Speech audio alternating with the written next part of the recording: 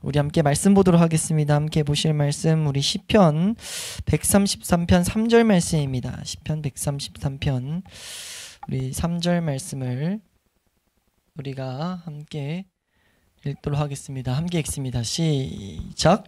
헐문의 이슬이 시온의 산들에 내림 같도다. 거기서 여호와께서 복을 명령하셨나니 곧 영생이로다. 아멘. 예, 우리 오늘 기독교 강요 우리 2권 11장입니다. 11장을 들어왔는데 11장 오늘은 1절에서 3절만 함께 우리가 내용을 보도록 하겠습니다. 내용이 길진 않죠?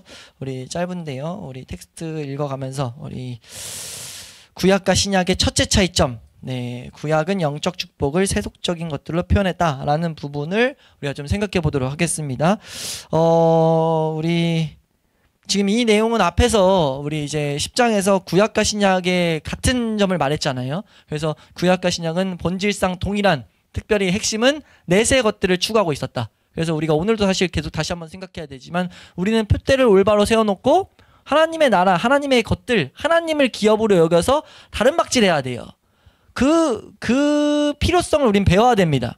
성경 살았던 삶을 우리에게도 동일하게 역사하실 것을 우리는 믿음으로써 바라봐야 되죠. 그래서 그 핵심은 우리도 동일하게 하나님 나라를 꿈꿔야 되고 하나님을 기업으로 여기는 것을 우리가 바라야 되는 거죠. 내가 그걸 정말 내 삶이 하나님을 기업으로 여기고 있는지를 계속 점검해야 되는 거예요. 말씀을 읽으면서 우리가 구약을 읽으면서 내가 이 인물들처럼 하나님의 복들을, 하나님의 원리들을 가지고 살아가고 있는가를 우리는 살펴야 된다는 거죠. 그래서 그런 원리를 말했다면, 근데 분명하게 성경에서 차이점을 말하고 있잖아요. 차이점, 우리 첫 번째 문단이 그러거든요. 신약과 구약이 차이가 없다는 뜻이냐? 그렇지 않은데 다르다고 말하는 구절들이 있는데 했을 때 뭐 요한복음 1장 17절이라든지 히브리서, 마태복음 이런 거 보면 율법과 지금, 그리고 새 언약과 옛 언약 이런 식으로 해서 구약과 신약이 완전 다르다고 이렇게 표현하는 것들이 분명히 있잖아요. 그런 것들을 말하면서 다름은 분명히 있지만 그게 본질상 다른 것을 말하는 것은 아니다. 정도에 있어서 차이가 있을 뿐이지 본질은 똑같이 받고 은혜를 누리는 것도 동일하게 누리는 그 원리란 것을 우리는 알아야 된다. 이런 것들을 이제 설명하기 위해서 말을 쭉 하는 건데 5가지 차이점을 이제 아마 10 몇 절까지 차이점을 5가지로 나눠서 설명해요. 여기서 기억해야 될 핵심은요. 다르다는 걸 설명을 하려는 게 아니고 다르다는 것을 통해 가지고 구약을 볼 때 다른 시선을 갖게 하는 그 오전 말씀에 빗대서 보면은 오류들을 제거하는 거예요. 탁월한 성경 교사였던 이 칼빈은 성경을 오류적으로 보려고 했던 수많은 이 교회 안에 있던 시도들을 지금 차단하는 겁니다. 그러니까 우리가 이걸 보면서 기억해야 될 건 구약을 보는 눈을 길러야 돼요. 구약을 보면서 이 차이점이라고 보이는 것들이 우리가 새겨놓고 본다면 그 신약에서 살아가는 우리와 다른 모습들이 분명히 있거든요. 구약을 인도한 그 하나님의 손길들이 달라 보이는 게 있거든요. 근데 그게 다른 게 아니라 그거를 동일한 동일성 안에서 내세를 보는 것을 안에서 해석하다 보면은 해석이 돼버린다는 거죠. 명확하게 하나님이 구약을 통해서 뭘 말씀하시는지. 그래서 우리가 그 구약을 더욱더 풍성하게 우리가 구약의 유익을 맛볼 수 있는 하나의 틀들을 배운다라고 보시면 좀 좋을 것 같아요. 그래서 내용이 뭐 복잡하거나 그렇게 볼 필요 없이 우리가 텍스트 좀 이제 칼빈이 어떤 구분점들을 칼빈 시대에 어떤 오류들이 있었는지 이런 것들을 좀 보면 되는데 우리 551페이지 우리 두 번째 문단 전체를 한번 좀 보겠습니다. 네, 우리 여기서 이걸 정리를 잘 해나가고 있죠. 우리 두 번째 문단입니다. 시작. 구약과 신약이 서로 차이가 있다는 것을 나도 인정하고 또 그 점에 대해 주목해야 한다고 본다. 그러나 그렇다 할지라도 이미 분명히 제시한 성경의 통일성이 손상되어서는 안 되는 것이다. 순서대로 차근차근 논의를 하고 나면 이 점이 더 분명해질 것이다. 구약과 신약의 차이점은 내 기억으로는 크게 4가지이다. 혹시 한 가지를 덧붙여서 5가지라고 이야기해도 나는 반대하지 않을 것이다. 그러나 단언하건대 여기서 입증하게 되겠지만 이런 차이점들은 모두가 본질의 차이가 아니라 시행 방식의 차이에 관한 것들이다. 그러므로 구약과 신약의 약속들이 결국 동일하며 또한 둘 다 그리스도를 토대로 하고 있다는 사실을 가로막는 것이 아무것도 없는 것이다. 네, 이렇게 지금 칼빈이 실제 이 글들을 써나가면서 4가지나 하나 더 붙일 수 있겠다 했지만 정리를 하다 보니까 5가지가 딱 나왔어요. 근데 이것이 그러니까 지금 말하는 것처럼 그리스도를 토대로 하고 있다는 사실을 가로막을 것이 아무것도 없다라고 이렇게 붙인 이유는 그러니까 우리가 구약을 성경을 봐야 되기 때문입니다. 구약을 통해서 하나님이 우리에게 계속 말씀하고 계시기 때문이에요. 근데 문제는 뭐예요? 우리 안에 있는 계속 오류를 만들어내는 그리고 자기 기만적인 요소가 내가 원하는 식으로 자꾸 말씀을 왜곡시키는 거죠. 그중에서 구약은 그럴 수 있는 여지가 더 많은 겁니다. 그래서 구약을 왜곡시키던가 아니면 구약을 만이교도처럼 무시해버리죠. 그러니까 그런 문제가 있을 수 있기 때문에 성경이 주는 유익을 뺏기지 않도록 지금 탁월한 교사인 칼빈은 볼 수 있는 눈을 이제 주는데 차이점을 딱 뽑아서 주죠. 그래서 첫 번째 차이점, 오늘 볼 1절에서 3절에서 말하는 첫 번째 차이점은 옛날 그 구약의 백성들, 구약은 이 세상에서의 복을 가지고 영적인 축복을 표현하고 있다라는 사실을 우리는 기억해야 된다는 거예요. 그러니까 구약의 약속들, 하나님이 약속을 주셔서 이 세상에서 복을 받는 것처럼 묘사하는 경우가 되게 많거든요. 그래서 그들이 그 복을 가지고 살아가는 것에서 그 기사, 내용들이 맞춰지는 경우가 있어요. 근데 그게 단순히 그 표면적인 이유로 끝나는 게 아니라는 거죠. 우리가 그건 앞에서 봤었죠. 앞뒤로 봐도 그거는 영적인 축복과 반드시 함께 보고 있는 것이지 다르게 볼 이유가 없다라고 지금 칼빈은 분명하게 이 선을 좀 그어주는 겁니다. 그래서 이 세상에 칼빈이 좀 표현한 표현을 빌리면 이 땅에 속한 혜택들을 통해서 하늘의 기업을 보게 하고 있다라는 것을 1절에서 좀 설명하고 있어요. 우리 552페이지. 그래서 우리가 어떻게 접목시켜야 되냐? 우리 중간부터 첫 번째 줄 그러나 이제 복음이 함께 읽습니다. 시작. 그러나 이제 복음이 미래의 생명의 은혜를 더욱 확실하고도 분명하게 드러내었으므로 주께서는 과거 이스라엘 백성들에게 사용하셨던 그런 저급한 훈련 방식을 물리시고 그 은혜를 직접 묵상하도록 우리의 생각을 이끄시는 것이다. 네, 지금 우리는 그래서 뭐 하는 겁니까? 구약을 볼 때 그들이 이 세상에서 복을 받게 된 건 그래서 이걸 2절에서 좀 설명해요. 어린아이였기 때문이다. 어린아이였기 때문이다. 라고 설명하거든요. 탁월한 좀 설명인데 그래서 하나님은 세속적인 것을 통해서 하나님이 약속을 성취시키고 하나님만을 기업으로 여기도록 계속 이스라엘 백성을 인도했다는 거죠. 그렇다면 우리는 지금 명확하게 드러내졌으니까 우린 그리고 또 더욱더 성령의 시대에 살고 있어서 조명을 받을 수 있다고요. 그럼 우리 마땅히 뭐 해야 됩니까? 더욱더 열심히 하늘의 것들을 추구해야 되죠. 하늘의 것들을 바라보고 찾아야 됩니다. 하나님이 그걸 요구하시기 때문에 구약을 보면 명백하게 요구하시거든요. 하나님이 약속하시고 그대로 성취하신 것들을 계속 보여주신다고요. 그럼 신약에도 동일하다는 거죠. 원리는 어떤 원리입니까? 우리에게 약속하셨고 그걸 경험시켜 주실 거예요. 근데 문제는 하나님이 주시려는 것을 우리가 안 구하고 있어서 못 받는다는 거예요. 우리가 하나님의 나라에 대해서 그리고 하나님을 기업으로 찾고자 하는 자들은 반드시 그 열매를 거둔다는 것을 우리는 분명히 알아야 됩니다. 그래서 우리가 찾는데 열심을 가져야 되죠. 우리 마지막만 한번 좀 읽어볼까요? 마지막 우리 2절 직전에 4줄 위로 올라가서 오른쪽에 우리는 그들이 한번 읽겠습니다. 시작. 우리는 그들이 물론 땅의 소유를 누렸으나 동시에 그들은 그렇게 땅의 소유를 누리는 가운데서도 자기들을 위하여 하늘에 예비되어 있다고 믿은 그 미래의 기업을 마치 거울로 보듯이 바라보았다고 주장하는 것이다. 이 표현이 지금 우리가 구약을 보면서 가져야 될 틀입니다. 그래서 구약에서 어떤 인물들은 하나님이 이 세상에 복을 주셨다라고 했다면 그걸 통해서 하나님의 나라를 더욱더 보게 했다라는 그 시선을 우리는 배워야 되는 거예요. 하나님은 계속해서 하나님의 것들을 약속을 성취시키는 분을 보게 했다. 그래서 우리에게도 약속을 성취시키는 하나님을 우리가 더욱더 생각하게 만드는 그런 표현들이라고 보면 그런 표현을 통해서도 이 세상의 복을 구한다 이런 결론으로 가는 게 아니라 우리가 약속을 성취시키는 하나님께서 지금 우리에게 약속의 본체이신 예수 그리스도를 보내셨고 그 예수 그리스도를 통해서 하나님을 더욱더 기업으로 여기게 하길 원하시는구나 이런 결론에 계속 도달할 수 있다는 거예요. 그래서 그런 틀들, 잘못된 오류를 제거할 수 있는 틀을 1절에서 설명했고 그렇게 보게 된 이유를 2절에서 설명합니다. 구약에서 왜 이렇게 하나님은 세속적인 것들로 영적인 것을 보게 하는 훈련을 하게 하셨냐라고 했을 때 결론만 말하면 구약에 있는 백성들은 영적 어린아이의 상태에 있었기 때문에 잘할 수 없는 그리스도 아는 지식으로 자라가는데 그래서 그 예수님이 직접 말씀하시잖아요.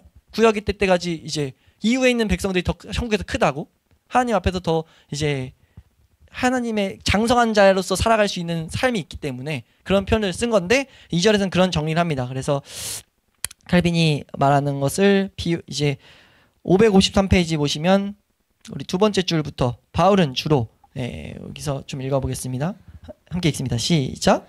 바울은 주로 구약의 의식들을 이해 비유한 것이지만 지금 우리의 당면 문제에 대해서도 이를 아무 거리낌 없이 지극히 적절하게 적용할 수 있는 것이다.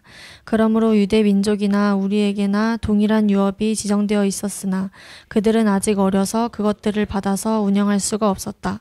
그들에게도 동일한 교회가 존재하였으나 아직 어린 유아기의 상태를 면치 못하고 있었던 것이다. 네, 그럼에도 불구하고 이런 상태였어도 교회는 본질적으로 뭐 하는 공동체입니까? 교회는 하나님을 기업으로 여기는 거죠. 점차 그 하나님의 은혜를 입었다면 하나님만을 추구하게 돼 있어요. 그래서 구약의 족장들과 구약의 인물들은 하나님만을 기업으로 여겼다는 거죠. 그래서 그것을 가장 영적인 것들을 노래한 시들이 시편 가운데 그런 내용이 많이 나오잖아요. 그걸 정리를 여기 좀 탁월하게 해놨죠. 553페이지 밑에서 6번째 줄 올라가시면은 그리하여 다윗은 부터 여기 이 문단 다 읽겠습니다. 그리하여 다윗은 함께 읽습니다. 시작. 그리하여 다윗은 이 땅의 축복들 위로 높이 올라가서 지극히 높은 궁극적인 축복을 바라본다. 그는 이렇게 말하고 있다. 내 육체와 마음은 쇠약하나 하나님은 내 마음의 반석이시요 영원한 분깃이시라. 여호와는 나의 잔업과 나의 산의 소득이시니 나의 분깃을 지키시나이다. 여호와여 내가 주께 부르짖어 말하기를 주는 나의 피난처시요 살아있는 사람들의 땅에서 나의 분깃이시라 나이다.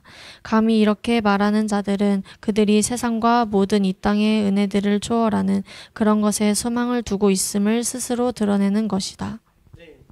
네, 지금 그렇게 여기서 탁월하게 이제 설명을 했고요. 여기 밑에서 이 문단 2절 밑에서 세 번째 줄 그러나 이런 모든 말씀들은 한번 읽겠습니다. 시작. 그러나 이런 모든 말씀들은 이 세상의 삶이나 이 땅의 예루살렘에게 적용될 수 없고 오로지 신자들의 참된 본향이요 여호와께서 복을 곧 영생을 명령하신 그 하늘의 도성에게 적용되는 것이다. 네, 그래서 이 구약을 볼 때 우리가 이해해야 될 중요한 틀을 칼빈은 가르치고 있다. 라고 해서 우리는 이건 좀 잘 배워야 됩니다. 말씀의 본질을 잘 배워야 되죠. 말씀은 뭡니까? 말씀은 끊임없이 우리로 하여금 하나님을 찾게 만드는 거예요. 하나님을 추구하게 만드는 거죠. 하나님을 기업으로 여기게 만드는 겁니다. 왜요? 하나님이 궁극적으로 주시고자 하는 복은 절대 이 세상 것이 아니기 때문에. 그래서 우리로 하여금 끊임없이 하늘로 올리는데 구약도 그거에 있어서 탁월하게 우리에게 유익을 줄 수 있다. 뭐만 하면요? 올바른 틀만 가지면. 그래서 여기 마지막에 있는 걸 오늘 본문을 읽었던 건데 시편 133편 3절에 이제 우리가 읽었지만 헐몬의 이슬이 나와요. 헐몬의 이슬을 제가 좀 이제 정확히 설명드리려고 찾았더니 이스라엘 북쪽에 레바논과 시리아 국경 근처에 있는 높은 산이에요. 좀 높은, 어떻게 보면 가장 높은 산인데 높은 고도와 지리적 측정 때문에 이슬이 풍부하고 물이 넉넉해서 요단강의 수원이 된다고 이제 설명을 하고 있거든요. 그러니까 이걸 분명히 염두에서 쓴 거죠. 그러니까 이건 뭐냐면 이 세상의 번영과 풍요를 상징해요.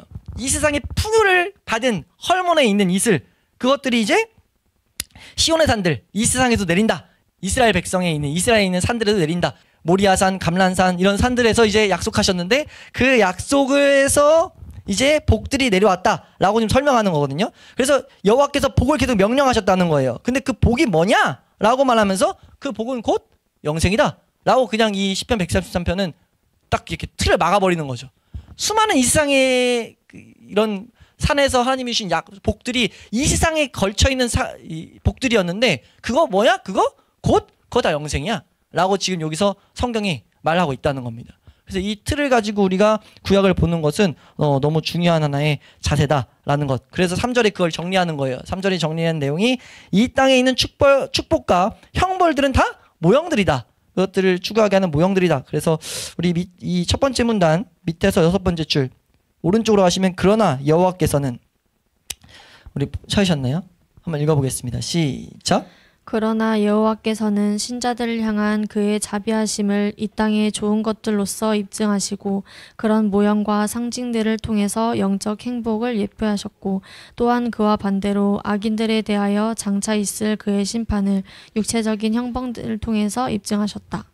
그리하여 하나님이 은혜로 베풀어 주시는 것들이 이 땅의 것들에서 더욱 두드러지게 나타났듯이 그의 형벌 또한 마찬가지였다. 네, 형벌 또한 마찬가지라는 거죠. 형벌도 우리에게 심판이 있을 것을 계속 보여주기 위해서 성경은 우리에게 기록하고 있다는 거예요. 그래서 여기서 밑에 만이교도가 잠깐 언급되는데 이 만이교도들이 실제 그래요. 하나님이 구약에서는 이렇게 막 엄벌했다가 신약에서는 사랑으로 이렇게 보이는 모습을 통해서 하나님이 변화무쌍하다 되게 그림자도 없다 해놓고 그래서 만이교도는 구약에 있는 하나님을 다른 하나님을 취급해버리죠. 근데 그게 이제 잘못 이 성경을 이해하고 그냥 그 텍스트 자체로 이해하고 있어서 오는 불상사, 성경을 전체적으로 못 보고 있는 못 보면서 오는 잘못된 오류라는 것을 여기서 지금 정리하는 겁니다. 그래서 이 핵심이 뭐라고요, 사실? 여기서 지금 분명히 닿아 있는 본질은 구약도 우린 배워야 돼요. 오늘 결론으로는 구약을 보는 눈을 우리가 잘 새기자도 있지만 사실은 율법 잘 사용하자예요, 결론은. 율법의 계명의 중요성들을 우리 놓쳐서 안 되거든요. 계명이 근데 구약에 걸쳐 있다 보니까 계명을 자꾸 무시하려는, 조금이라도 훼손시키려는 경향이 너무 있다는 거예요. 특별히 구약과 신약의 구분점을 둘 때 보통 율법과 같이 비교하거든요. 율법은 폐해졌다. 율법은 뭐 언제까지나 이런 식으로 아까 언급드렸던 구절들에서 설명을 해요. 근데 그게 아니라는 거죠. 그런 의도가 아니라는 거예요. 예, 그런 의도가 아니라 이제 그런 것들은 좀 각설하고 우리는 계명들을 정말 잘 사용해야 된다. 계명의 기능들을 알아서 그 기능의 유익을 우리 삶 가운데 반드시 맛봐야 된다. 이런 것들이 강력한 골조입니다. 그 골조 가운데 사실 우리가 또 이 작은 이 챕터 안에서 배울 것은 성경을 보는 탁월한 틀이에요. 이 틀을 가지고 우리가 구약을 읽게 되면은 구약에서도 풍성한 우리에게 적용점들을 잘 발견할 수 있을 줄로 믿습니다. 근데 저에게도 큰 도움이 됐거든요. 왜냐하면 사실 우리가 공부하면서도 소선지서 막 예언서 잘 안, 선지서, 대선지서, 소선지서 막 잘 안 본다고요? 왜 안 봅니까? 이스라엘에게 하는 이 복들이 접목이 잘 안 되기 때문이에요. 왜냐하면 하나님이 약속한 것들이 자꾸 이 세상에 다 있어 보이거든요. 해석이 잘 안 된다는 거죠. 근데 이 틀 하나 딱 가지고 보면 해석이 더 명확하게 이제 이 말씀들 안에서 하나님이 뭘 계속 이스라엘에게 보이고 있었는지를 우리는 잘 배울 수 있을 줄로 믿습니다. 마음이 급해서 마음이 급할 필요가 없는데 네, 우리 마지막 한번 읽어보시면 555페이지 두 번째 줄 이 부분만 읽고 우리 마무리하시면요. 그러나 앞에서 지적한 함께 읽습니다. 시작. 그러나 앞에서 지적한 하나님의 이러한 경륜을 주시한다면 이런 오류는 곧바로 제거할 수 있을 것이다.